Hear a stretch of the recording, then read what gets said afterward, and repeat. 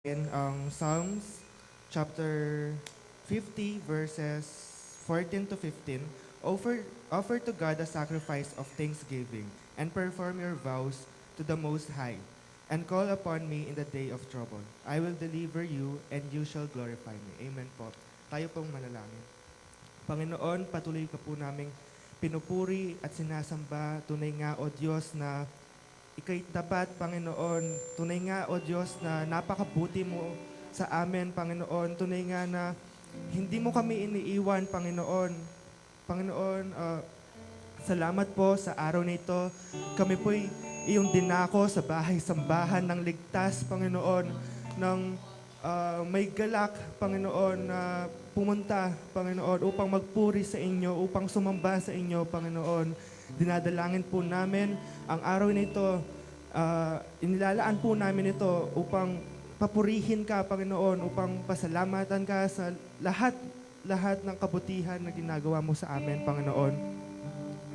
Panginoon, dinadalangin po namin ang bawat tao, Panginoon, na tatayo sa harapan, Panginoon, bawat mga musikero na tutugtog, Panginoon, maging ang magsasalita, Panginoon, magpipreach ng iyong salita, Panginoon, itago mo po sila sa iyong banal na Espiritu, Panginoon, itago niyo po sila sa inyong dugo, Panginoon, nang sa gayon, ang kanilang mga hangarin, Panginoon, ang kanilang mga pagpapasya ay mapurihin ka, Panginoon. Panginoon, dinadalangin po namin ang bawat mga doubts, Panginoon, ang mga bumabagabag sa aming mga puso't isipan, Panginoon. Linisin po ninyo ito, Panginoon. At puksain, Panginoon. Puksain po ninyo ang mga gawa ng tukso, ang gawa ng diablo, Panginoon.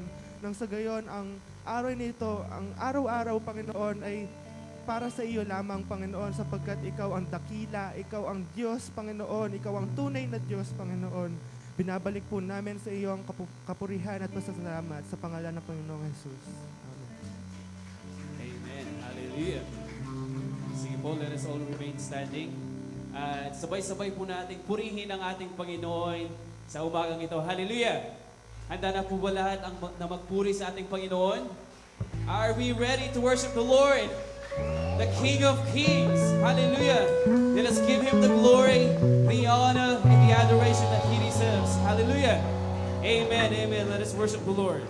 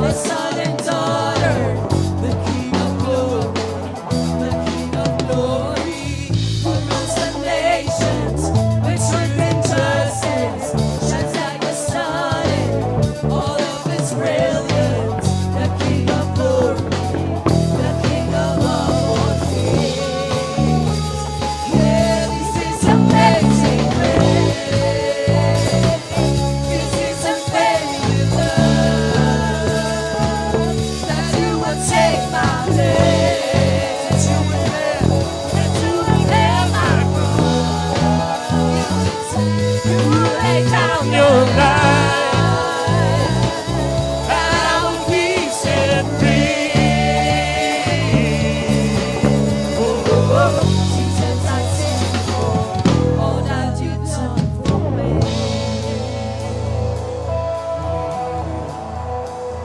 Let us sing together. What is Is the Lamb who was slain? What is the King who conquered the grave? What is the Lamb who was slain? What is the King who conquered the grave? What is the Lamb who was slain?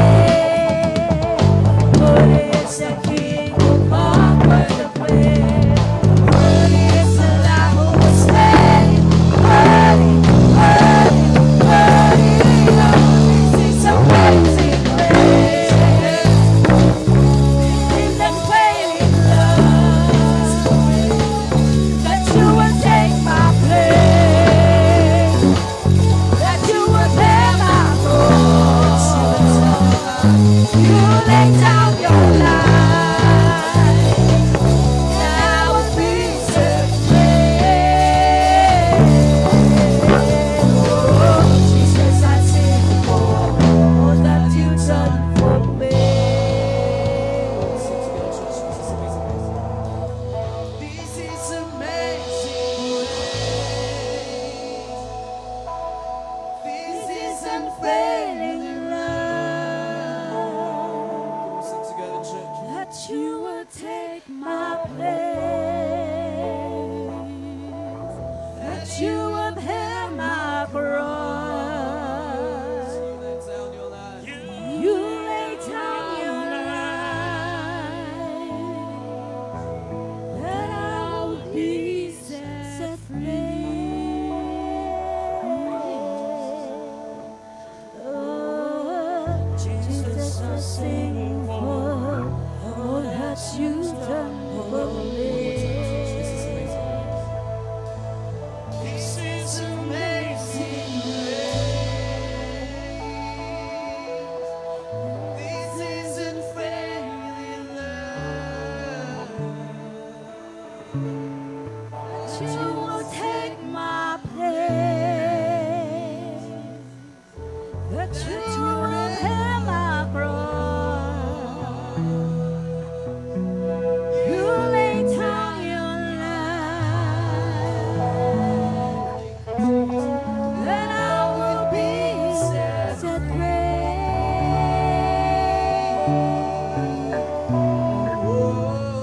Jesus, I sing for all that you've done for me.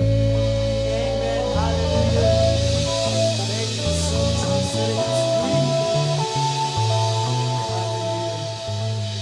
Jesus, we worship you. Church, let us continue to worship the Lord. Father, you're holy. You're holy. You're holy.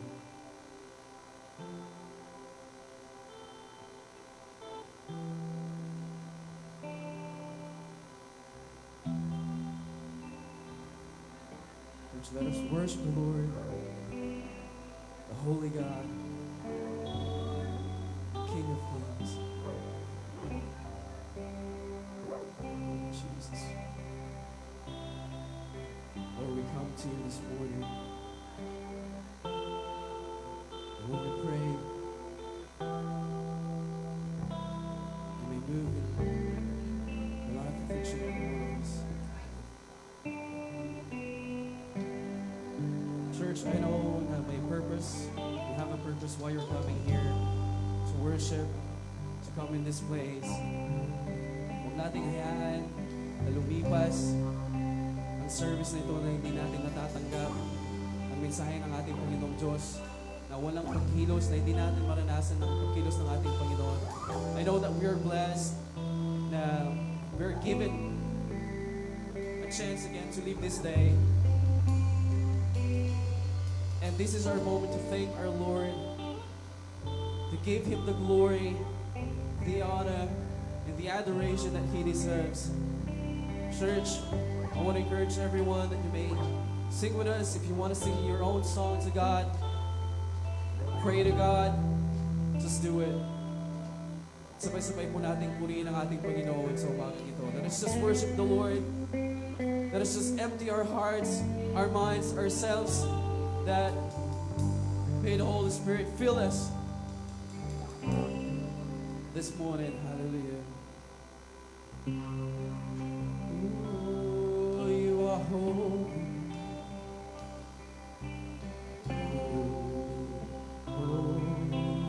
Holy, Lord God Almighty. Early in the morning,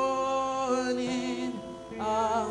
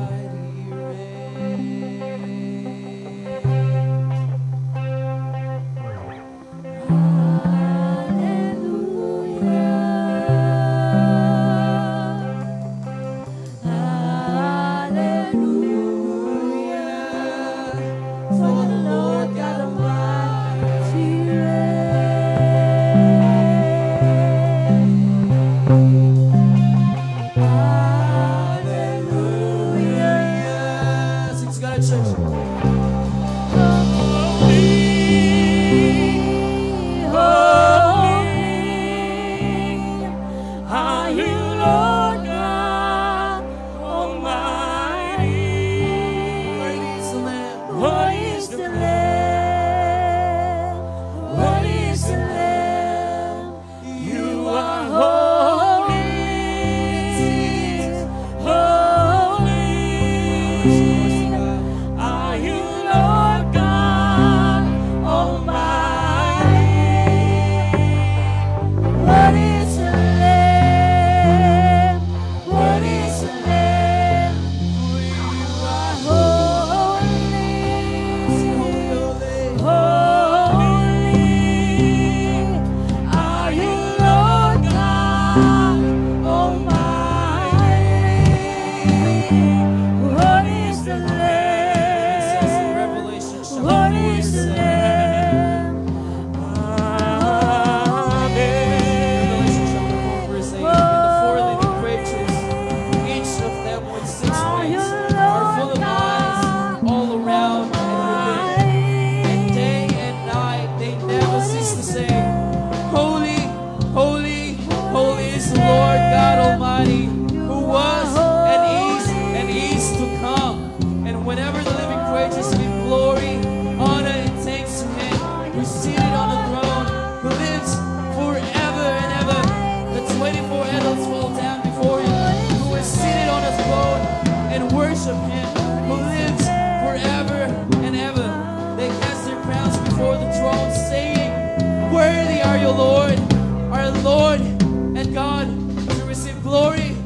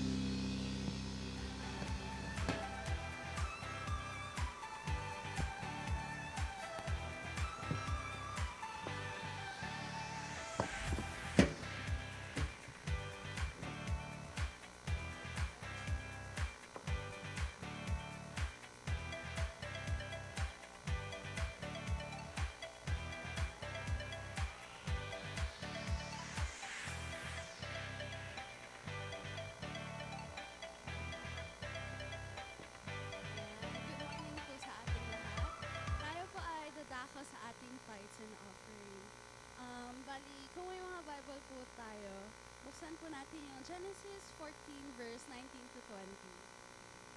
And he blessed him and said, Blessed be Abraham by God Most High, possessor of heaven and earth. And blessed be God Most High, who has delivered your enemies into your hand. And Abraham gave him a tenth of everything. So, ito po verse na to is, yung start po kasi nito is yung, si Abraham po, kakagaling niya lang po ng, natalo niya yung mga armies of the four kings, rescuing his nephew, and reclaiming all of his, all of his possession. And he's met by an enigmatic priest of God Most High named Melchizedek.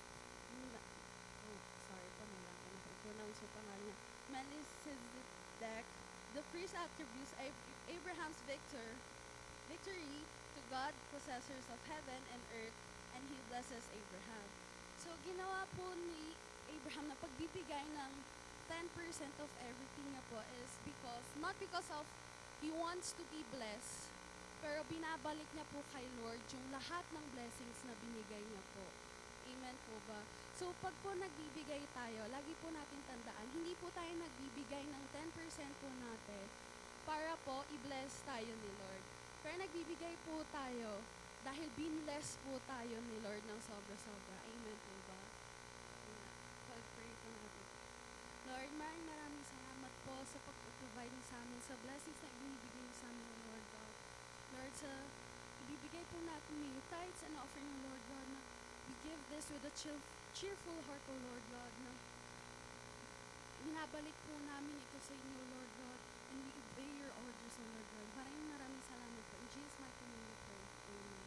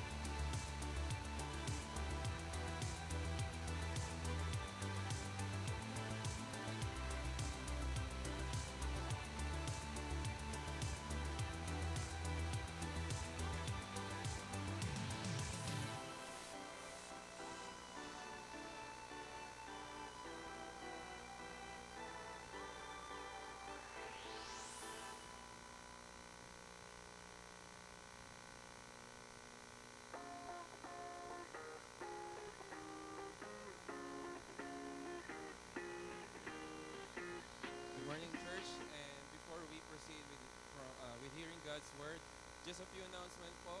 So this year, we would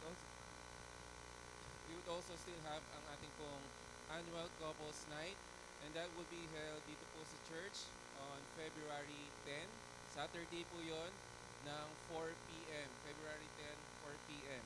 So although this is couples night, we also invite kahit po yung mga single or gustong may balak magpakasal, no? Or gustong makapakinig or makakain din po ng dinner, that would also include doon po sa 300 pesos per head na ticket po natin. So for those who are interested, proceed lang po kayo sa later after service sa likuran. Nandun po yung registration and ticket. So again po, this hindi lang po ito para sa church. We can also invite others. Ano po, yung even from outside our church, 300 pesos per head, and that includes already dinner for the evening. Salamat po, and let us also, of course, prepare our hearts and minds as we hear from God's Word on Ephesians 5, delivered by Pastor Fergie Perez.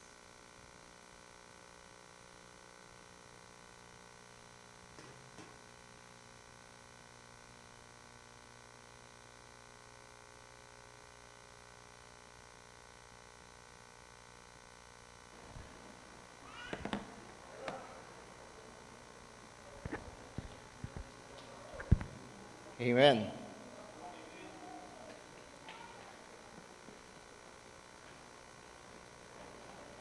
Narapture yata yung sa kaliwa. Ayun niyo pong umupo at punta kayo dito sa bandang harapan.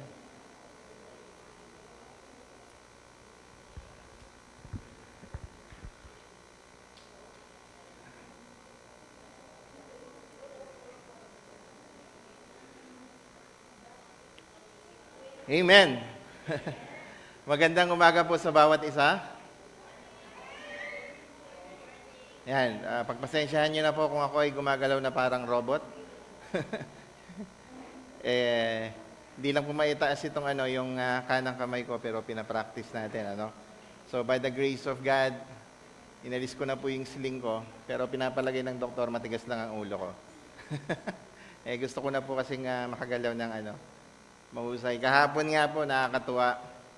Kasi, ang dami pong kabataan dito kahapon, punong-puno ito. Umabot kami ng 200 dito. Can you imagine, 200? Ang nakakatuwa doon, kada lumapit sa akin, pinipisil itong ko. Pinipisil itong shoulder ko. Basta, kumusta na, biyay? Ay, mabuti. Hindi ko lang masabing aray.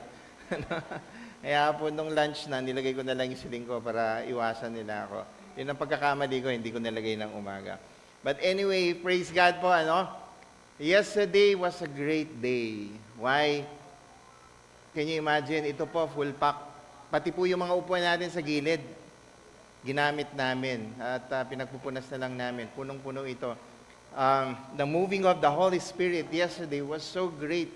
And everybody was dancing and singing. Hindi, alam niyo po kapag ang mga kabataan, bago sa church, usually kapag kumakanta, nakaganon po yan. Sorry, hindi ko mataas ang kamay ko. Nakaganon lang sila.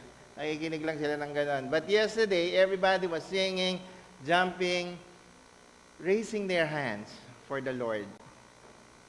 And because of the Holy Spirit is here yesterday, and it will remain here in this place. Amen? Kaya po, kaming mga nandito kahapon, yung mga youth, nagagalak kami, And this church is being used, kahit po kahapon na sabi, kahit po ito, nung buhay pa po si Pastor Chito, this place has always been used to glorify God. Ito po ay palaging ginagamit for the training, for the discipleship sa mga praise and worship team sa buong Pampanga. Yan. Di po ba kayo natutuwa, Kaya po, I encourage everybody for the extended lot project. Kaya sumingit na ako, hindi niya kasi sinasabi. The ELT po natin, baka nakakalimutan natin. The vision and our mission, one of our mission here, is to spread the gospel. Amen? And how are we going to do that? And lots of souls are coming here. Gusto po nating extend ang church natin. So, pagtulong-tulungan po natin ito. Amen? Sige po. Ngayon po, kagaya po ng nasabi ni Pastor JB, itutuloy po natin ang ating pag-aaral. Saan? Hindi kayo nakikinig kay Pastor JB kanina. Sabi ko na nga ba, wala nakikinig kay Pastor JB. Ano yung natatandaan nyo kay sinabi ni Pastor JB? Yung couples night lang. Hindi nyo po natatandaan yung sinabi niya. Yung huli. Ephesians 5. So we will going to continue Ephesians 5. Natapos na po natin yung Ephesians 1, 2, 3, and 4. And this series, hopefully matapos natin ngayong taon na to, yung Ephesians. I would like to request everybody, tumayo po sa pagbasa ng salita ng Panginoon.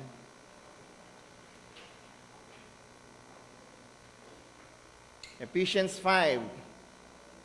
Follow God's example, therefore, as dearly loved children, and walk in the way of love, just as Christ loved us, and gave himself up for us as a fragrant offering and sacrifice to God.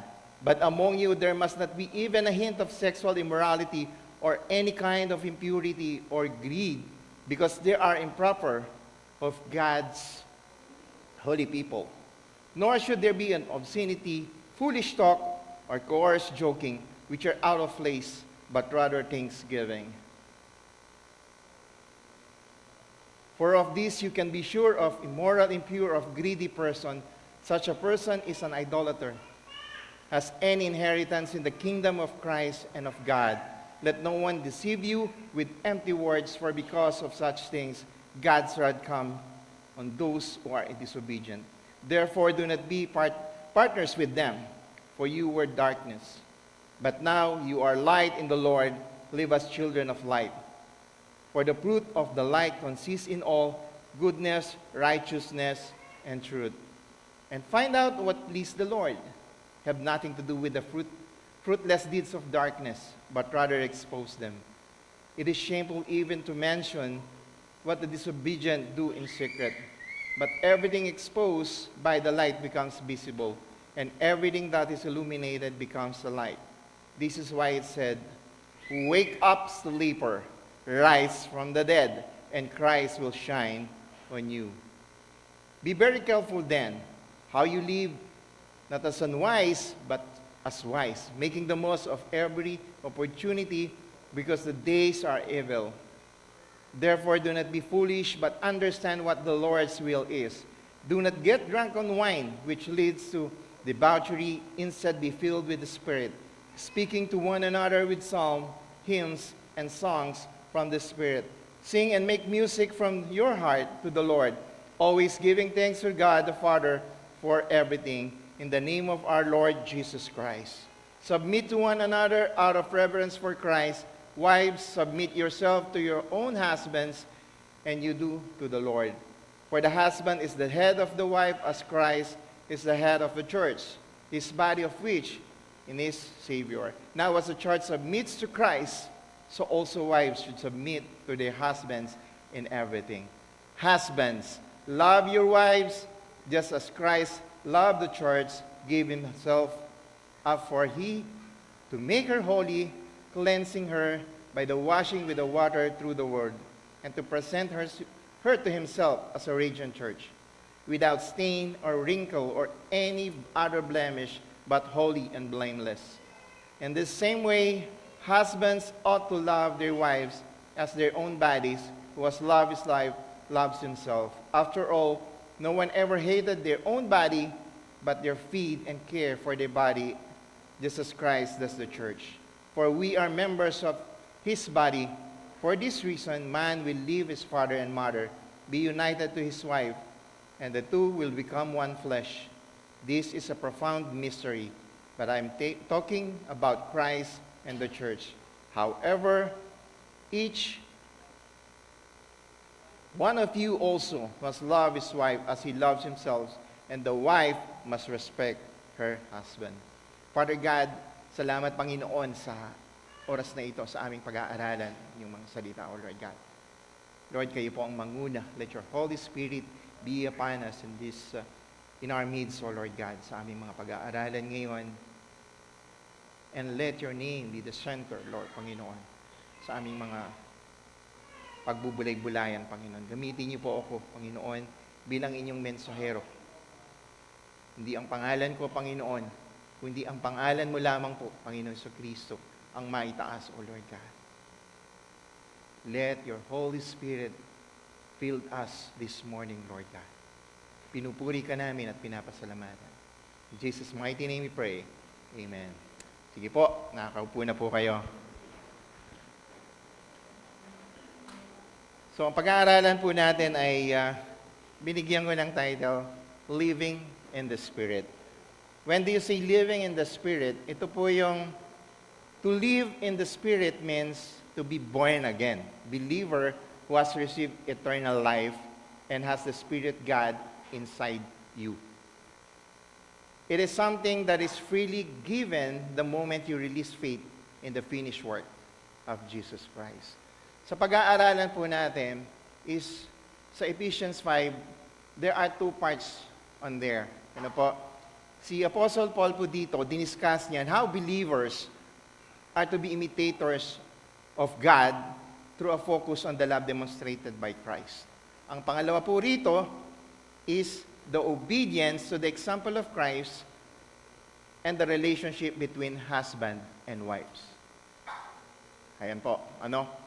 So, hinati po natin sa dalawa yung pag-aaralan natin. Yung walking in the light, yung individual as believers, to the light.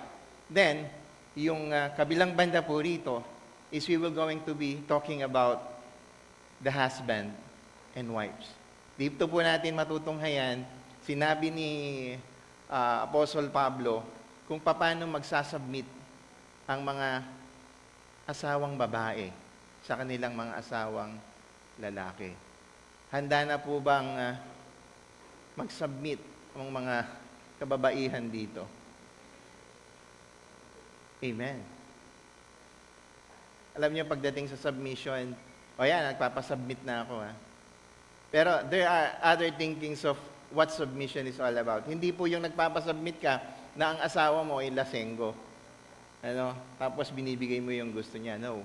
Kaya nga po ngayon, matutunghayan natin yung napakagandang sulat ni Apostle Pablo para sa mga taga-Epeso. Kung paano niya in-explain itong submission na ito.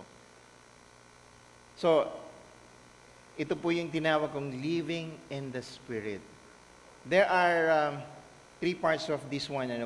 So, unang punto ko po dito is getting out of the dark. Getting out of the dark. Lalabas tayo dun sa kadiliman. Ayan. So, pag lalabas po tayo sa kadiliman, we would like to depart from what?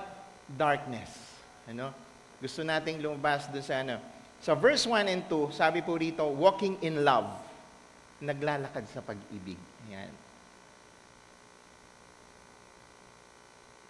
Nung nagba-Bible study nga po kami, sabi ko, I'll try my best na lahat nung ko ngayon, mga outlines, ay lalagyan ko ng Tagalog.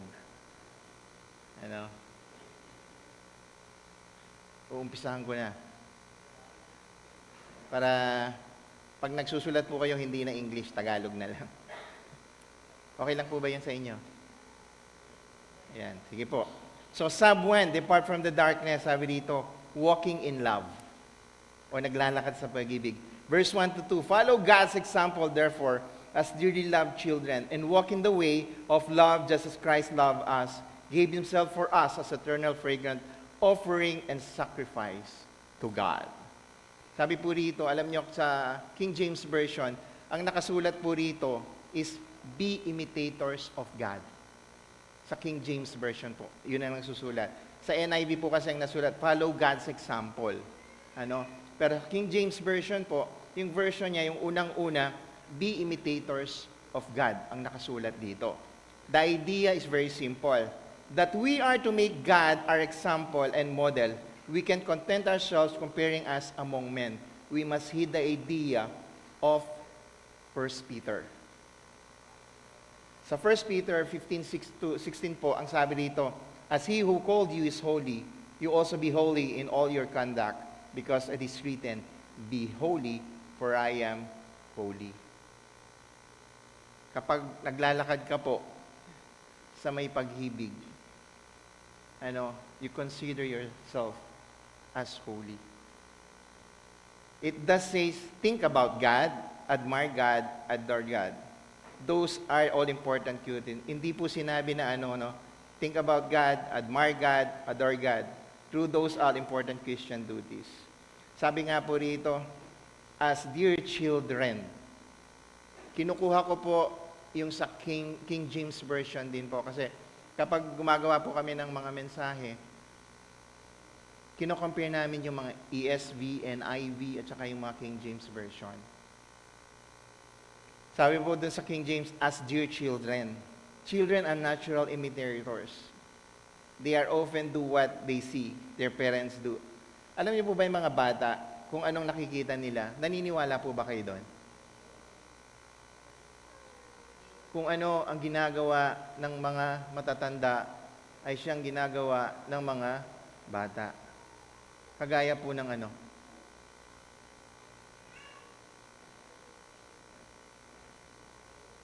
speaking of holiness, kapag tayong mga magulang nakikita tayong nagdarasal, kahit hindi mo na to, alam niyo po, sa pagkain na lang, before we eat, sino po nakapag-practice na pinapakita niyo sa mga anak niyo na nagpipray kayo?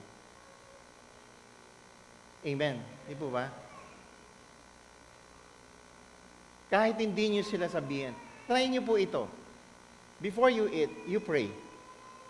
Hindi po yung sariling prayers nyo, ha? Me, I'm guilty about it. Bakit po? Minsan nagpipray ako sarili ko. Pinagpipray ko yung pagkain sarili. No.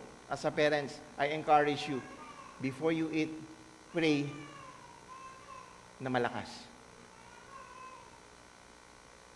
Bakit?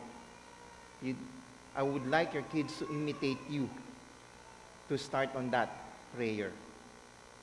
That's very important. Kasi sasabihin mo sa anak mo, magdasal ka. Ano sasabihin ng anak? Most especially for the alpha generations. Ano yung mga sinasagot? Ha? Ano bang sinasagot ng mga bata? Oh, di ba? Eh di bumaligtad po, ano? Sasabihin sa iyo ng anak mo, ikaw nga, hindi kita nakikitang nagdarasal eh. Tapos sasabihin mo. So, be imitators. Kapag hindi mo pwedeng sabihin sa isang bata, huwag kang manigarilyo, huwag kang uminom. And then your father, you always seeing your father is drinking and taking smoke. How can you say, huwag kang uminom, huwag kang manigarilyo? You cannot. Amen? Ako po, hindi ko pwedeng sabihin sa anak ko, huwag kang magmotor. Kasi nagmumotor ako eh. You know?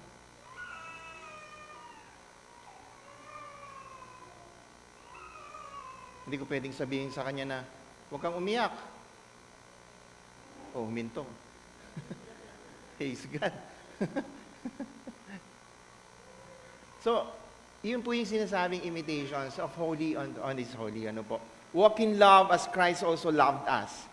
As in all things, Jesus is an example for that.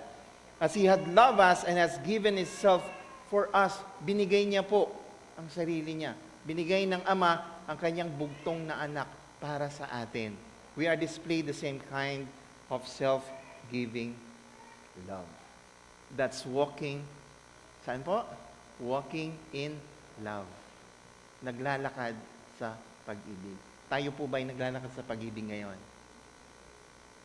Hindi ko tinatanong yung mga youth, ha? Baka sila, ay, naglalakad pa. So, naglalakad po ako sa pag-ibig ngayon kasi may crush ako. You're not walking in love. Not yet. Sino may mga boyfriend dito? Sino may girlfriend? Nakakasira ng pag-aaral yan. O, ba't natatawa kayo? Sabihin man natin hindi. But you must know how to control yourself. Ano natin yan? Matutunghayan natin. Second, depart from the darkness. Pangalawa po, 3-4. But among you there must not be even a hint of sexual immorality or any kind of impurity or greed, because these are improper of God's holy people. Nor should there be obscenity, foolish talk, or coarse joking, which are out of place, but rather thanksgiving. Dito po is a comparison of walking in love and behavior and becoming a Christian. At tinagalog ko po ito, isang paghahambing sa paglalakad sa pag-ibig at pag-uugali na hindi nararapat ng isang Kristiyano. Kanina po, tayo ay naglalakad sa pag-ibig. At ito po ay inihambing ko doon sa hindi nararapat sa isang Kristiyano. Lumalakad ka sa pag-ibig. Ito, yung sa 1. At ito, yung mga pag-uugali na hindi nararapat na gawin ng isang Kristiyano upang makapagpatuloy ka sa paglalakad sa pag-ibig sa ilaw. Okay? So, dito po kasi, kung mababasa niyo po dun sa una, sa let it be none be named among you. Si Apostle Paul, si Apostle Paul, groups together these ideas of, ang sinasabi niya po rito is about the sexual sin, the impropriety indicating that none of these are fitting and should not be named among God's people. Ito po, bilang tayo ay naglalakad sa pag-ibig At hindi na natin nararapat na gawin itong mga ito. Ito yung mga sexual sin. And we name this what? Fornication. Uncleanliness. Filthiness. Coarse jesting. When you say coarse jesting, which is the idea of inappropriate, impure sexual humor, ito yung mga green jokes na sinasabi po natin. Bilang isang Kristiyano, bilang naglalakad sa ilaw na pag-ibig at sa pag-ibig, hindi na po natin kailangan ilabas sa ating mga bibig yung mga ganong klaseng jokes, which are green jokes. Kung minsan, napapakinggan na natin sa TV to, natatawa tayo. Amen? But we as Christians, hindi na natin po kailangan marinig ito, hindi na natin kailangan sabihin ito. Kaya nga po inihahambing ko rito, yung isang bagay na hindi na nararapat na gawin ng isang Kristiyano. Hindi na po tayo dapat pumupunta sa mga ganong bagay. Ano? Covetousness, foolish talking. Paul also include covetousness and foolish talking. In this list because of their close association with sexual sin. Akala niyo po ba, yung pagsasabi niyo ng mga green jokes, you are not having the sexual sin already. You are. We are.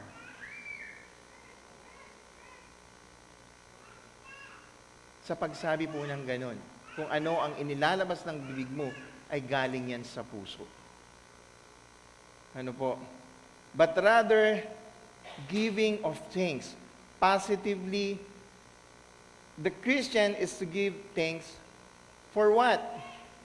So sa binasa po natin, ano? Ano yung pinakahuli? Which are out of place, but rather give thanksgiving. Anong ibig sabihin po rito na thanksgiving? Si Paul po kasi rito, si Apostle Paul, kung makikita nyo, yung sinasabi niyang foolishness na hindi na natin ginagawa, which is the fornication, filthiness, uncleanliness, these are the sexual sin. Ito yung sinasabi niya. Ano po? Bakit po niya sinabi rito? Kasi when we say, I'll be straightforward, when you say sex, for us, it's like something. Amen po? Pag sinabi mong sex, it's like something, it's like a taboo. Na hindi maganda. But actually, when we say sex, in a positively, the Christian is to give thanks for the sex. Why? We receive it thankfully as a gift sa Panginoon. Binigay po ng Panginoon niya sa atin. And we enjoy sex in a way that glorifies the giver. Sino yung giver? Ang Panginoon. At sinong gumagawa nito? Ang mag-asawa. Because they are unified. God's purpose in giving sex is not primarily for the gratification of individual. Hindi po yung kasiyahan ng bawat individual. Hindi po yun. But for the bonding together of husband and wife in one self-relationship. Hindi po dun sa gratification ng bawat individual lamang. Kung hindi ito ay ibinigay na isang regalo ng Panginoon para ma-enjoy ng isang flesh, which is who? The husband and wife. So una, pinapakita nung isinulat ni Pablo rito kung paano maglakad sa pag-ibig. Habang naglalakad ka sa pag-ibig, baka akala mo, that's love, and it's already lost. That's wrong.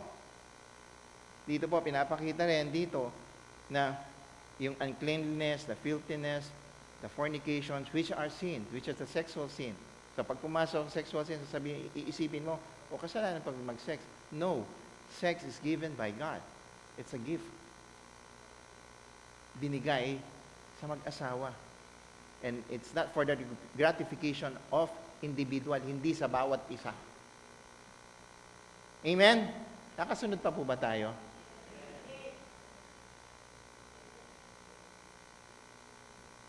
Hello, nandiyan pa po ba kayo? Anong tingin niyo sa akin? DCBB, nakikinig kayo ng kwento para patulugin ko kayo. Amen. Tuloy po natin. So verse 5 and 7, for of this you can be sure no immoral, impure, or greedy person, such person of idolater, has any inheritance kingdom of Christ and of God. Let no one deceive you with empty words, for because such things, God's wrath comes on those who are disobedient. Therefore, do not be partners with them. The consequences of unbecoming behavior for Christians. Ang makahihinatnan ng hindi nararapat na pag-uugali para sa mga Kristiyano. Una, naglalakad ka sa pag-ibig. Pangalawa, ikinumpara po natin yung naglalakad sa pag-ibig at yung Kristiyano na hindi niya na dapat ginagawa. At ngayon po, kapag ito ay ginagawa niya, ano ang mangyayari sa kanya? Kaya nga sabi ko po dito, ang mga kahihinatnan ng hindi nararapat na pag-uugali para sa mga Kristiyano. Kung titingnan nyo nga po rito, dun sa verse 5, sabi niya, impure or greedy person, such a person is an idolater. Anong mangyayari? Has any inheritance in the kingdom of God? Let no one deceive you empty words, because such things, God's wrath comes on those who are disobedient. God's wrath. Dito po tayo matakot. Doon sa mga hindi sunusunod. Has any inheritance in the kingdom of God? The people mentioned dito po, doon sa Ephesians 5:3, kung babalikan nyo rito, ano yung sinasabi rito? Yung ginagawa, the fornicator, the unclean person, the covetous man, ito yung mga kasalanan na sinasabi. Anong mangyayari sa'yo? Yung kaparusahan na gagawin sa'yo ng Panginoon. May kaparusahan po yun. Covetous man who is an idolater, significantly, ang sabi po rito, Paul says that the covetous man is an idolater. Idolatry happens is much more subtle and powerful ways than simple bowing down before the statue. Parang ito pong kasalanan ito ay walang pagkakaiba. Sinabi natin kanina yung sexual sin, Wala pong pagkakaiba ito doon sa mga ginagawa natin dating kaugalihan. Ano yung mga kaugalihan na to? Is bowing to the statues. Alam niyo yung estatwa. Yung mga images na niluluhuran natin, walang pagkakaiba doon sa mga ginagawa natin yun. It's part of that. Yung minsan may panyuka, si Jesus Christ nga, ginawa ng African, pinaitim. Tapos pinupunasan, yung mga ganyan po. Kaya po sabi rito ni Paul, idolater. Hindi na po tayo dapat tumitingin sa mga ganun. Hindi na tayo dapat sumasamba. Hindi na tayo dapat tumaharap sa mga ganun. Verse 8 to 12. For you were once darkness, but you are light in the Lord. Give us children of light, for the fruit of the light consists in all goodness, righteousness, and truth. And find out what pleases the Lord. Have nothing to do with the fruitful deeds of darkness, but rather expose them. It is shameful even to mention what disobedient do in secret. The passing from darkness to light.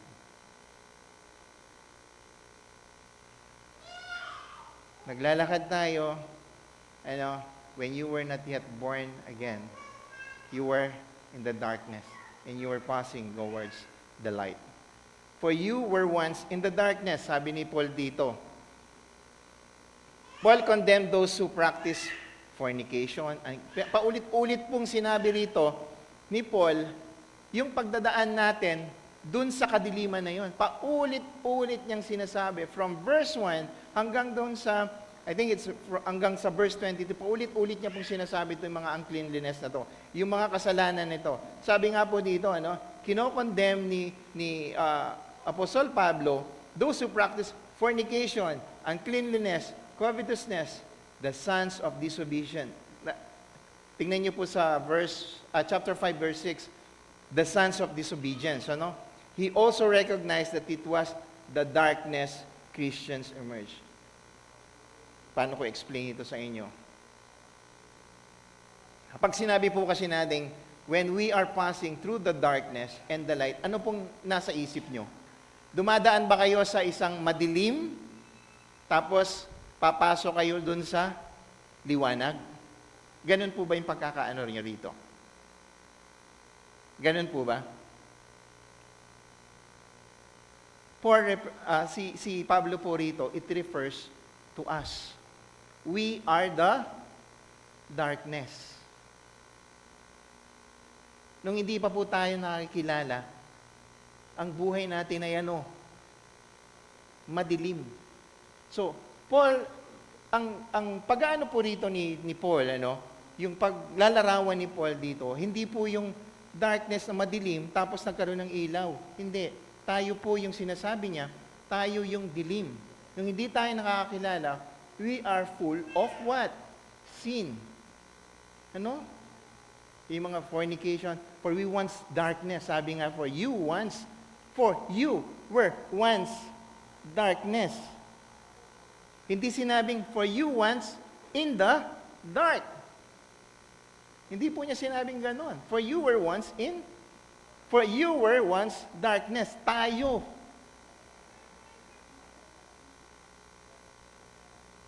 Tayo yung kadiliman. But how you light in the Lord? Pero paano ka mag-glow sa Panginoon? Live as children of light. Ano po? Nung binabasa ko nga po rito, and the first thing I've learned, when you go to Matthew's, on the Beatitudes, on the Sermon of the Mount, mababasa niyo po yung salt and light. And nung pinag-aaralan ko yun, at nadaanan ko tong so Paul was talking about us, the individual. Tayo yung darkness. Nung hindi tayo nakakilala sa Panginoon, tayo yung kadiliman. And the light is like when we receive Jesus Christ as our Lord and Savior. Doon tayo nagliwanag. Alam niyo po yung anong pangalan, yung luminous? Alam niyo yung luminous? Sino po nakakalam ng luminous? Yung para siyang kulay green yata yun. Parang kulay green siya. So, yun po, ilagay mo sa kadiliman, ilagay mo sa dilim, hindi siya iilaw.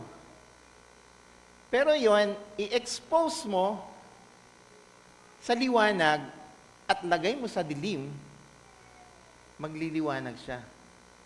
So parang kung tayo po, we are like luminous. We are exposed sa buhay ng ginawa ng Panginoong Jesucristo. We were exposed on the things that Jesus Christ had done for us. Tayo, yung darkness natin, nawala. That's why even when we are put in the darkness, we are still shining in light. Diba, ang ganda? Isa kang ilaw. Kaya nga po sinabi kong tayo yung darkness. Ano yung ibig mo sabihin? Parang dumaan ka lang sa dilim at pumunta ka lang doon sa liwanag? There's no relation on yourself. Kaya nga po si Paul, niliwanag niya dito, once we are in the darkness, tayo yun. Yung darkness na yun. At yung ilaw na yun, nung tinanggap natin ng Panginoong Jesucristo, we are the light. Through the sonship. Amen? Kaya nga po rito, for the fruit of the Spirit in all goodness, righteousness, and truth, in contrast to the walk in the darkness, and the wrath of fruit of the Spirit more described, and have fellowship with the unfruitful works of darkness, but rather expose them. Instead of associating them in ungodliness, we expose an unfruitful works of darkness. However, we do not do this purpose of merely talking about them, which is shameful, but for the purpose of educating ourselves enough to avoid them. kailangan din palaman natin yung mga maling ito. Just like what we are talking about the sexual sin. Akala natin we are just making joking of the green jokes. But hindi po natin alam, nagkakasala na tayo sa mga sinasabi natin yan. Amen? Once the Holy Spirit is within you, ikaw po ay nag-iilaw. Tingnan mo nga yung katabi mo kung nag-iilaw siya.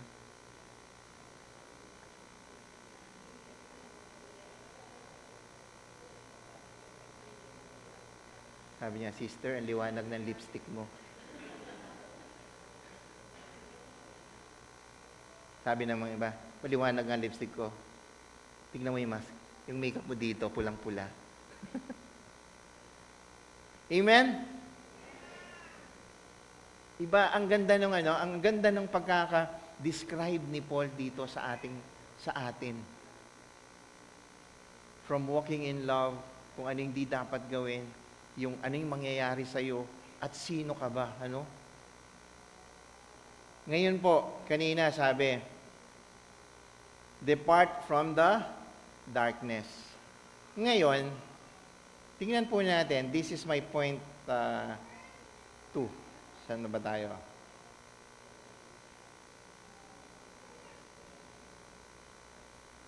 Ayan. Walking in the light. Maalis na tayo sa kadiliman. Punta tayo dun sa liwanag. Wow, ang ganda. Maliwanag pa po ba ako sa inyo? Hindi, yung sinasabi ko po, baka hindi pa maliwanag bukod sa ilaw. Ano po? Maliwanag naman po ba yung sinasabi ko sa inyo? Baka kasi sinasabi nyo, liwanag. Alam ko po, oily yung mukha ko, kaya nagliliwanag ako. Amen.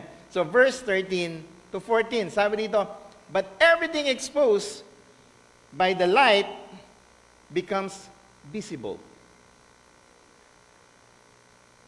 And everything that is illuminated becomes a light. This is why it said, wake up, sleeper, raise from the dead, and Christ will shine on you.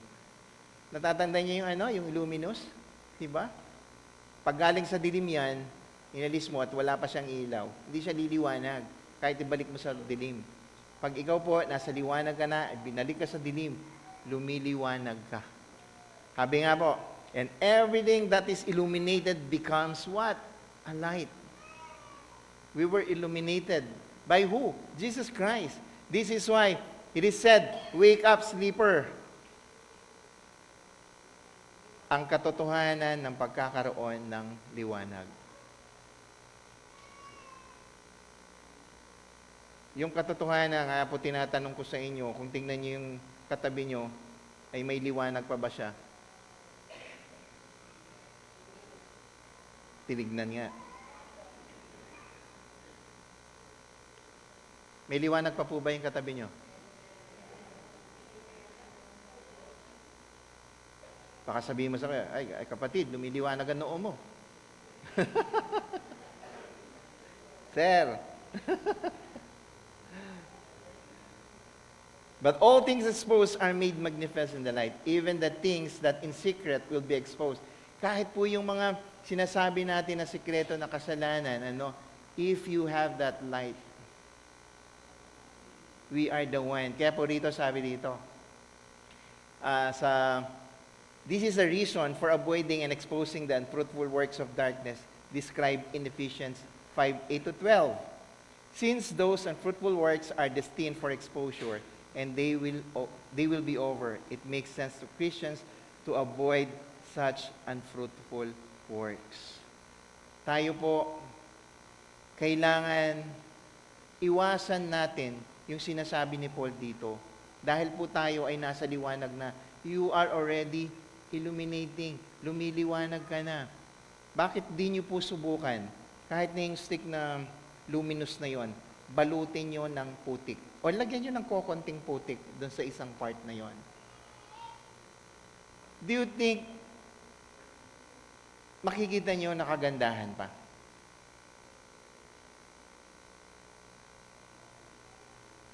Hindi na po, Alam niyo pa, ito pa yung ito yung... Kaya nga po si dito, awake you, sleeper, rise from the dead. Our participation in the light is shown by resurrection with Jesus Christ.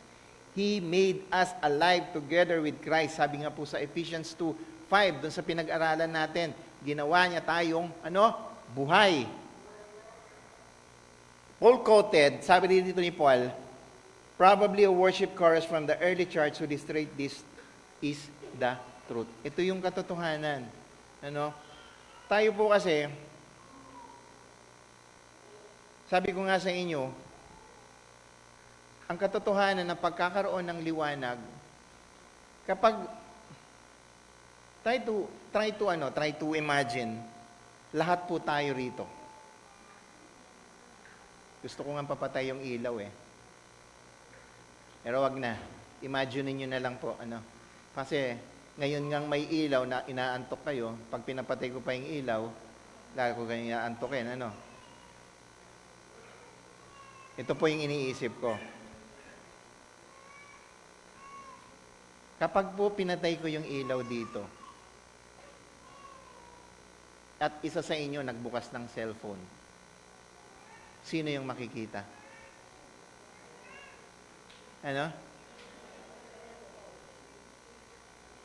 Yung nagbukas ng cellphone, of course, because he has the light. I'm just trying to give you illustration. Yung isang tao na may hawak ng cellphone, siya yung lilitaw. Pagbukas mo, siya yung nagluluminous. Ngayon, siya yung laging nakikita. Amen? Ngayon, yung dalawa, nagbukas na naman yung isa. Ilan na nagbukas? Dalawa. Dalawa na po, nagbukas ng cellphone. Pangalanan natin, si Pedro at si Juan. Yan, si Pedro at si Juan. Ngayon, dahil madilim, may dalawang ilaw. Medyo lumiwanag. Amen? Ngayon, si Juan pinatay yung cellphone niya. Anong mangyayari?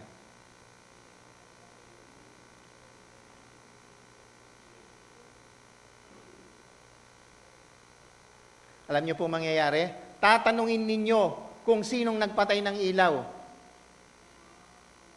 Tama? What do I mean by this? Lagi po tayong nakikita as mga Christians na hindi tayo nagkakamali. Amen? Alam niyo po, may isang empleyado na born again Christian. Alam niyo sabi nung isa naming kasama, kasi may ginawa siyang hindi maganda. Alam mo sabi, born again niya pa mo.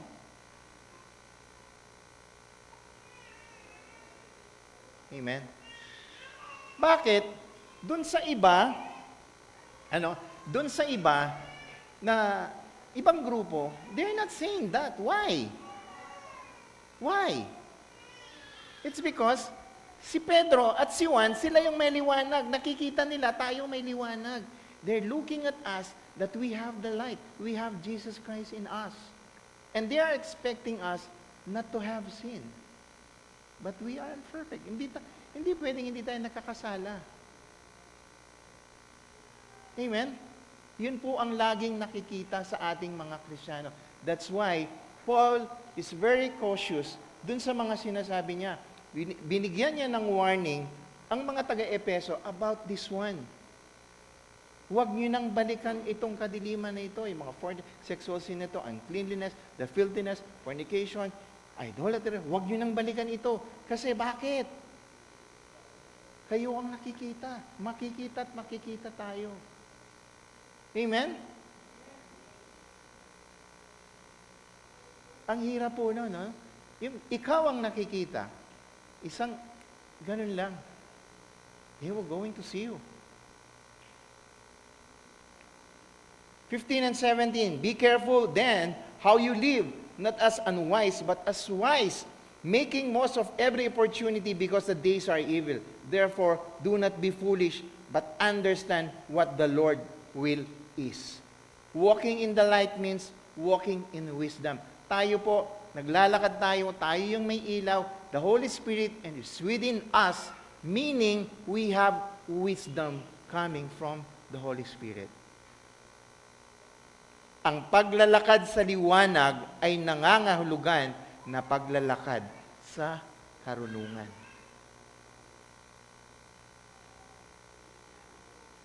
Be careful, sabi dito, how you live, not as unwise, but as a wise, making the most very opportunity because the devil are evil. Evil are evil. Nakikita tayo ng demonyo ni Satanas. Dahil what? Nagliliwanag ka. If you are dark, hindi ko po sinasabing mga negro kayo, ha? If you are in the darkness, ikaw ay nasa kadiliman pa, hindi ka nakikita. Bakit? Kachokaran ka na niya eh. Hindi ka niya nakikita. Nakikita ka niya eh. Kasi kakulay ka niya. Pero ikaw, nagliliwanag ka. Makikita at makikita ka niya. Because you are illuminating. See, then you walk. Because this light was given to us, we should walk circumspectly. Circumspectly po, ang sabi dun sa King James Version. Ang sabi dito, pag circumspectly, carefully, wisely, not as a fool. Mag-ingat tayo, dahan-dahan, wisely. Alam niyo po, dito, merong sinabing, sa King James Version, ang nakasulat doon is, redeeming the time. Yung redeeming the time pong yun, there were two ancient Greek words for the use of time. Kapag sinabi nyo pong time, ano yung ibig nyong sabihin? Ano yung unang yung naiisip? If you say time. Oras? Actually po sa Greek words used for time, one had idea simply of day upon or yung oras. Oras at meron pong time, yung time na yon is yung pagkakataon. Nakuha nyo? Time, meaning alas 3, alas 2, yun yung oras. Pero pag sinabing time, isang time naman dun sa Greek, yung pagkakataon or yung opportunity. Oportunidad. Sabi po kasi sa Galatians 6:10, therefore, as we have opportunity, let us do good all people, especially to those who belong to the family of believers. Once you are a believer, dahil ikaw ay nagliliwanag, take that opportunity for us na lumiwanag din sila. Ano po ang nagsisindi sa kandila?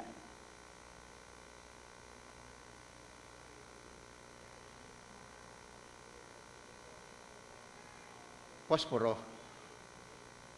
Tama? Ano yung ginagawa ng posporo? Ha? Ano pong ginagawa ng posporo? Lalagyan ng gagamba. Ay, hindi. Ano ginagawa ng posporo? Pangsindi.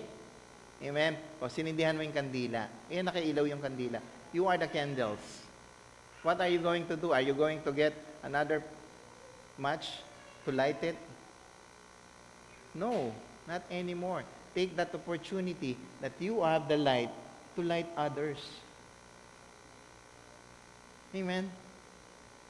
Huwag ka na maghanap ng posporo. Ay, nandyan naman si sister eh. Nandyan naman si pastor. Hayaan mo na lang siya yung mag-share ng word sa kanya. Hayaan mo na lang siya magpakilala sa Panginoon sa kanya. Eh ikaw, lumiliwanag ka lang, wala ka silbi. Para kang kandila nasa harap ng pansyon. Display ka lang. Amen? Kaya nga po yung sa wedding, there's a symbol eh. There are two candles and they lead it together to unify as one. Ikaw may ilaw ka. Pero pang pansyon ka lang pala, pangharap ka lang ng pansyon. Anong ginagawa mo doon? binabantayan mo yung patay doon, nililiwanagan mo, hindi ka na nga nakikita eh. Diba? Make your light shine upon. Take that opportunity as long as you still have that light. Make that opportunity for you to light others. Amen? Nandiyan pa po ba kayo? O gusto ko sindihin ko kayo ng posporo isa-isa. Amen? Ayan. Verse 18, walking in the light means constant feeling with the Holy Spirit. Ayun. Sabi po rito, ang paglalakad sa liwanag ay nangangalugan na patuloy na pagpuspos sa banal na Espiritu. Kasi sabi po rito sa verse 8, do not get drunk on wine which leads to debauchery. Instead, be filled with the Spirit. Alam niyo po, ang sabi ni Paul dito, in contrast with the conduct world being drunk with wine, pinag-compare po kasi niya ni Paul dito yung pag-iinom ng alak at saka yung pag-filled ng Holy Spirit. Kapag uminom ka ng alak, anong nangyayari sa'yo? Ano? Yung diretso, nagiging question mark. Ano po? Wala tayo sa sarili nating katinuan. Sabi niya, instead of, do not get drunk on wine, which leads to debauchery. Yun yung naglilid sa atin na, kung minsan, wala na tayo sa sarili nating katinuan. Sabi niya, to concentrate, feeling with the Holy Spirit. The Holy Spirit is within us already, once you already have the light. You already have it. It doesn't mean, yes, yes, at isa pang yes. Ano? The Holy Spirit is living within us. And then you're going to say, period? Doon ka na lang ba? Tanungin kita, sinong believer dito? Sino na nakilala sa Panginoon? Sino na born again dito? Pakitaas ang kamay. Hanggang doon na lang ba? Magtaas ka lang ng kamay? No! Una, sabi ko nga po sa inyo, share your light. Then be filled with the Holy Spirit. How are you going to feel your Holy Spirit? The Holy Spirit. Paano? You.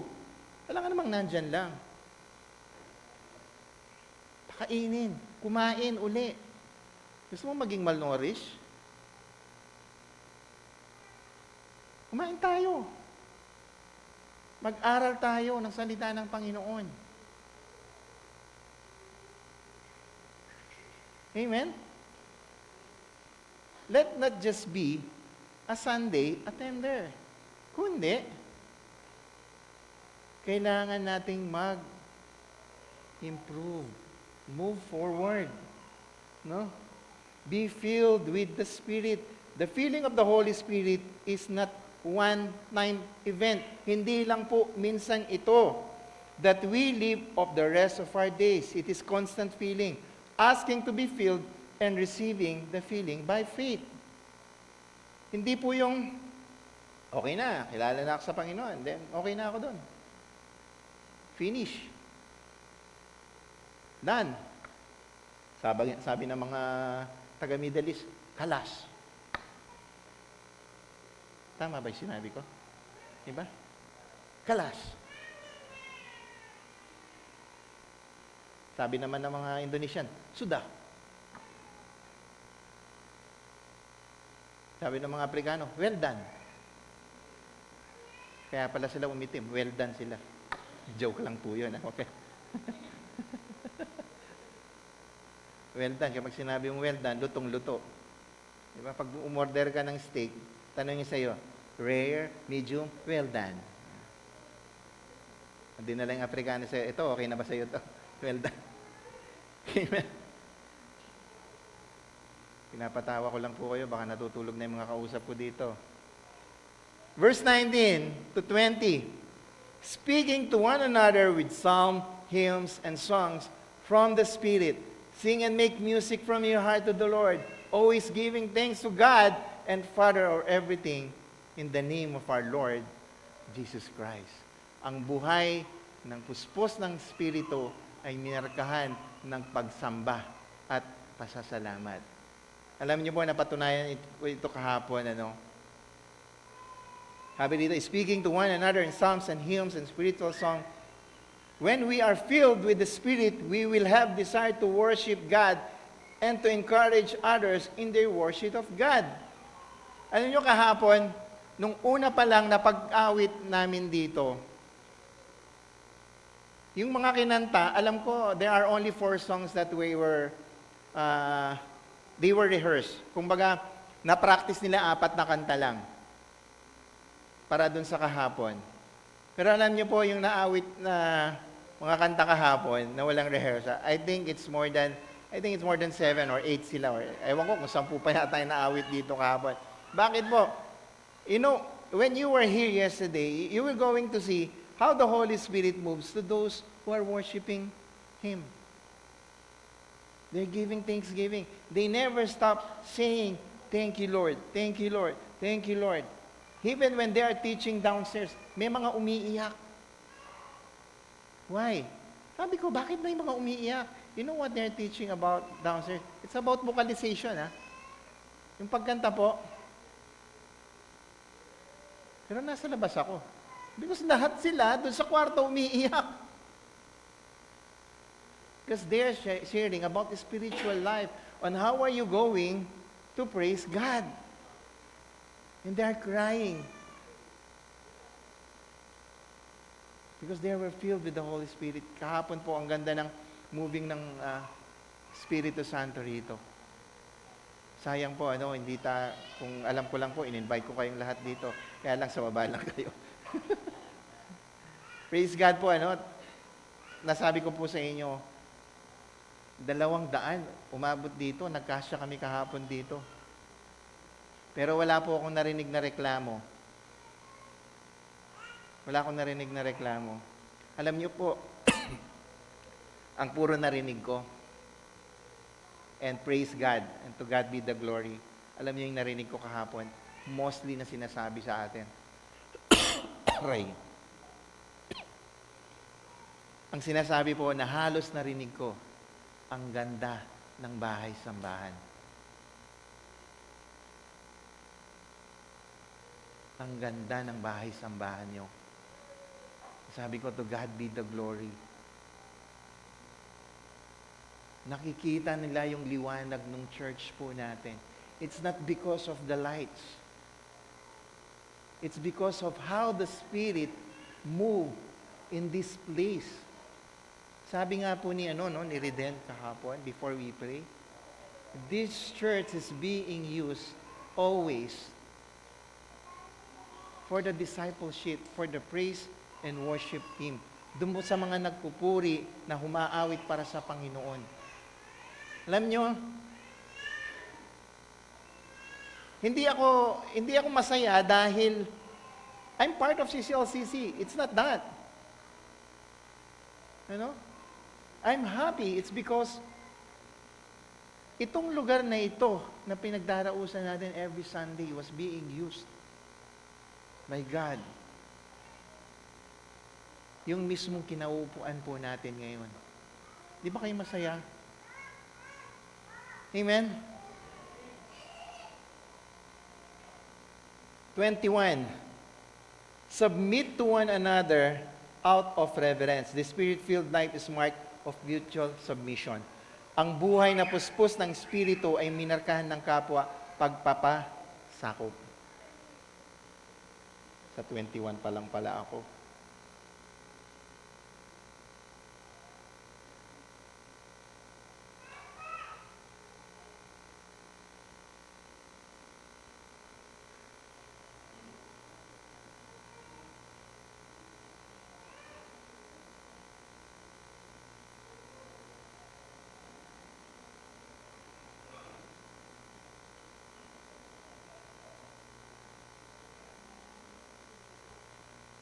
Minto po kasi iniisip ko, kung itutuloy ko lahat, ayoko namang bilisan. Sayang yung pagkakataon na gusto kong ma-share sa inyo yung buong Ephesians 5. Kung paano yung kabutihan ng Panginoon na sinasabi ni Apostle Paul sa mga believers ng Tambaga Epeso, which also reflects to us. Sige po, ang gagawin ko na lang, i-continue ko yung isa na lang po kasing point, the spirit-filled life, submission, and responsibility in marriage. I-continue ko na lang po ito sa susunod. Tapusin ko na lang po yung mga sub-points ko dito. Hanggang sa verse 21. Kasi po bakit? Yung sa susunod na verse po kasi dito, sabi ko nga po sa inyo, there are two parts dun sa chapter 5, which is yung sa individual and also part of dun sa marriage, yung sa mag-asawa. So, dito ko na lang po tapusin, 12:00 na rin. The spirit-filled life is marked by mutual submission. Ang buhay na puspos ng spirito ay minarkahan ng kapwa pagpapasakop. Submit to one another out of reverence for Christ. Submitting to one another in the fear of God. When we are filled with the Spirit, it shows us a mutual submission to each other. And submission will be done in the fear of the God, not for man. Tayo po, nagpapasubmit po tayo. Ang sabi nga po rito, submitting, the word submitting here literally means to be under in rank. Kapag sinabi mong rank, may nakatataas sa'yo. Amen po? Sa atin po dito sa church, we have a senior pastors. We have pastors. Sila po, kailangan po tayo, nagpapasakop tayo dito sa mga pastor natin. Hindi po tayo nagpapasakop dahil, ay takot ako kay pastor. No, it's not. Nagpapasakop tayo. It's because of what? Fear of God. Dahil ito po ay inuutos sa atin for the submission. Submit to one another out of reverence for Christ. Kasi po, it is a military word po ang ginamit dito. It speaks of the way that armies recognize among levels of rank. Di po ba, si Pastor Rene, alam niya to. Yung mga may ranggo, merong from the private hanggang sa, hindi ko lang yung mga ranggo Alam ko lang yung private tsaka si general Corporal, private, hindi ko na alam yung iba. Dalawa lang kilala ko, si private tsaka si general Si private, sumusunod siya kay general. Parang dalawa lang yon. Yung asawang babae, yung asawang lalaki, sumusunod siya kay general. Sino ba yung general? Yung asawang babae. Hindi po yun. So, parang po yan, there's a rank. Yung mga private, they are submitting themselves to the generals, yung mga nakatataas sa kanila. It speaks of the way that armies are organized among levels of rank. You have generals and colonels and majors and captains and sergeants and privates. There are levels of rank are obligated to respect those in the higher rank. Kumbaga po tayo, we have to respect for those who are higher in the ranks. Tayo po dito sa church, wala po tayong ganon, yung mga generals, mga court. Hindi po yan ang ibig sabihin dito. Binigyan lang po kasi rito ng ranks is because sila yung nakatataas sa atin. So, kailangan nating magpasubmit sa kanila. Alam nyo, bakit ko po sinabi yung submission dito? Paul means that we should take this under rank attitude. The military and apply it to our every dealing with each other. Kasi po, when a man joins the military, the first thing he does is strip away his individuality. Parang tayo po, dito sa church, hindi ka pumasok dito, ano pong tawag mo sa kapatid natin? Anong tawag mo sa katabi mo? Nagtatawagan po tayong brothers and sisters. So you are already leaving your individuality behind. Nakuha niyo po? So you are not anymore individual. You belong to a family. You are submissive. Hindi po submissive, nakatataas ako sa iyo kailangan sumunod ka sa akin. Hindi po yun. You are leaving the individuality. You are brothers and sisters. Diba? Bilang isang magkakapatid, merong nakatataas sa iyo, which is your magulang, which are your parents. Who are your parents in the church? The pastors. Amen? Tama po ba? Yun po yung ibig sabihin ng submissive dito. At kung tayo po, sa isang pamilya, I will just give you example of the family. Kapag umalis ang isang anak sa isang bahay, anong ginagawa ng anak? Nagpapaalam. Tama po ba? Kapag hindi nagpaalam, anong nangyayari sa magulang? Nag-aalala, inaalam kung anong nangyari. Ano? Tapos tayo, sasabihin niya, napaka-KJ naman ni nanay. Pumunta lang ako dito. Pero ano nyo pag maintindihan nyo pag naging magulang kayo. Ito yung, it's just like here in the church. Ano? Tayo magkakapatid dito, brothers and sisters. When you belong to a church, to a local church, this is one of a local church. If you belong to a local church, meaning you submit yourself dun sa magulang mo, to the higher rank, which is your pastor. Amen? Ngayon, kapag umalis ka, hindi ka nagpaalam, bigla ka na lang nawala, bigla kang naglaho ng parang bula, hahanapin at hahanapin ka ng pastor mo. Alam niyo po, kapag may miyembro tayo na pumunta, minsan, hindi miyembro pala, may isang pumunta rito, ano, kikilalanin natin siya. Saan po kayo nanggaling? Kumusta po kayo? Taga-saan po kayo? Kinikilala natin siya. Amen? Because we would like him or her to become part of us, to be part of the family. Ano? Bigyan ko na lang po kayo ng good example for us to really understand what really the submissive is all about, what Paul has said here. Halimbawa na lang po si Ninang Susan. Si Sandy Lumayas. Sorry, Sandy. Ha? Si Sandy Lumayas. Lumayas siya dahil pinapasaing. Sinabi ni Sandy, lagi na lang po akong nagsasaing. Araw-araw na lang na ginawa ng Panginoon, ako ang nagsasaing. Ang ginawa ni Sandy, pumunta sa amin. Sa amin, maraming sasaingin. Pumunta sa amin. Tinanong, sabi niya, Ninong, pwede ba akong tumira dyan? Why not? Di po ba? Bakit hindi? Pero tatanungin ko lang siya. Anong nangyari? Bakit pumunta ka dito? Bakit umalis ka sa inyo? So those are the questions that we have to ask. Anong nangyari? Bakit ka nandito? Bakit ka lumayas? Or bakit mo iniwan ng magulang mo? Hindi yung basta-basta ka na lang, dahil ninong ka, dahil ninong mo siya, ninang at ninong mo siya, umalis siya doon sa puder ng magulang niya. Siya sabi kasi, kayong mga ninong at ninang, kayo ay pangalawang magulang. Yan ang sinasabi. Tama po ba? O, di ba? O siya, unang magulang, si Ninang Susan. Umalis si Sandy, pumunta sa pangalawang magulang. Tama naman. Amen? Ito ko naman, si Ninong at Ninang, tatanggapin mo na lang basta. Sige, you are welcome here. Then without asking any question. Is that right? Tama po ba yon? Tinanggap mo siya. Baka pag hindi mo siya tinanggap, sasabihin ni Sandy, Ninong naman, Ninang naman. Kaya nga kinuha kita eh. Para may matirhan ako. The question is it right or wrong? It's wrong. Tinanggap mo siya without knowing what happened.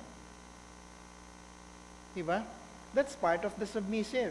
If you belong to one family, if you belong to a local church, and you've lived something, or umalis ka sa isang lugar na yon, meaning, your submission is questionable. Amen?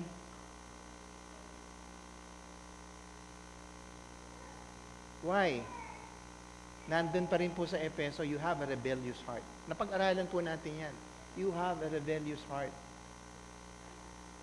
Ano yung rebellious heart ni Sandy nung umalis siya kay Ninang Susan? Anong nare-rebel niya? Anong ipinaglalaban niya? Dahil lagi silang nagsasaing, nagtatalo sila. So meaning, you have a rebellious heart. Meron siyang rebellious heart. Just like in the local church, your commitment your submission to a local church, to your parents o kung sino man yung pastor mo doon, you have a rebellious heart against them. So questionable yon. Ito po yung sinasabi ni Paul dito na submission. Ano po? Sabi dito, in practical action, submitting to one another implies the following in all the line of ideas. As a team player, iisa na po tayo. You have to be a team player. The Christian must not be taught in other things. The Christian must not be individualistic, must not be self-assertive. Self-assertion is a very antithesis of what the apostle is saying here. The Christian must never be self-seeking. We must have a team attitude. We must be happy when someone else succeeds or does well. We must bear our own discomforts and trials with courage. Pinapasaing siya. Ayaw niya. Kasi laging nakikita ni Sandy, si Odesan,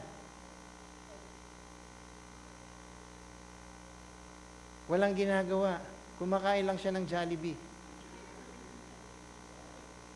Taga-Jollibee po si Odesan, ano? Yun lang ang nakikita niya. Kasi, we must be happy when someone else succeeds or does well. Tayo, sabi niya, bakit siya? Napili ni Pastora. Ako, ang tagal ko na dito. Hindi man lang ako binigyan ng isang posisyon. Aalis na ako. That's why you have to look at your heart. Does your submission to your pastor has no rebellious at all? Kaya nga po sinasabi ko, kapag ganun, there is a questionable heart sa'yo. Amen? Amen po ba?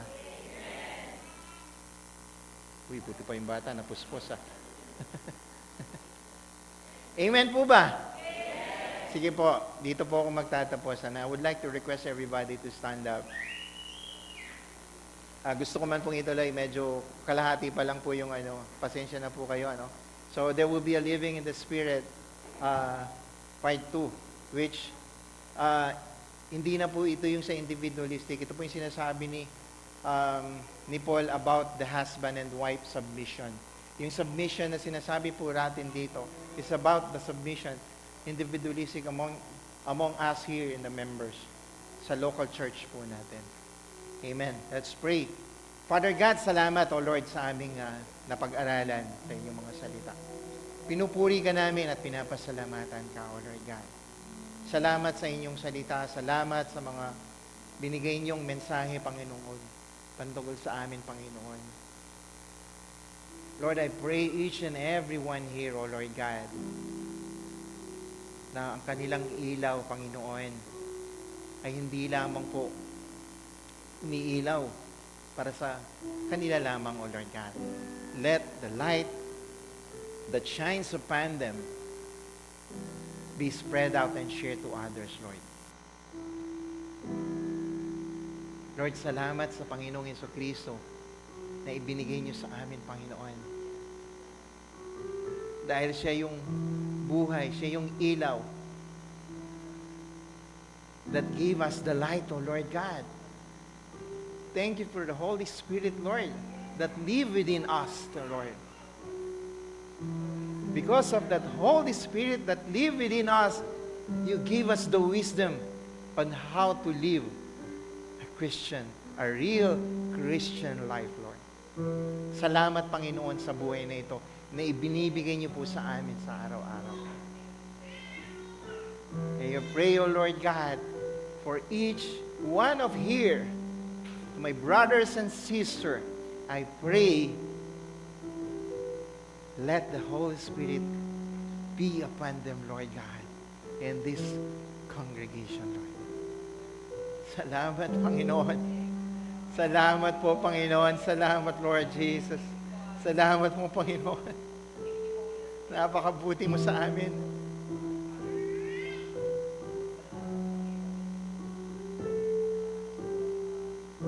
pinapaliwanag mo sa amin, Panginoon, kung ano ang nararapat namin gawin bilang mga anak mo, bilang mga isang Kristiyano, Lord.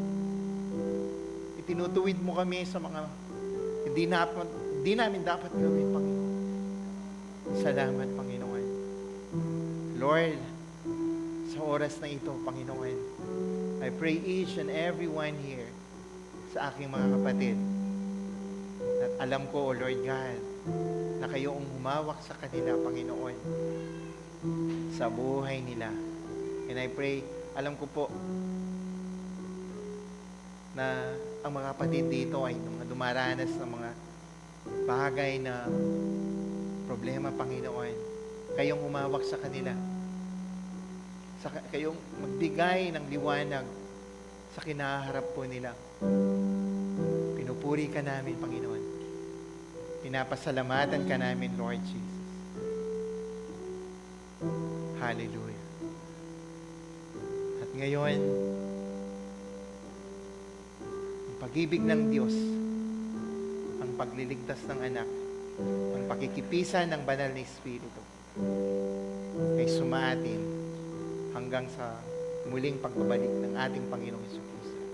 Pinupuri ka namin, O God. In Jesus' mighty name we pray. Amen and amen. Hello. Magandang tanghali po sa bawat isa. God bless you po.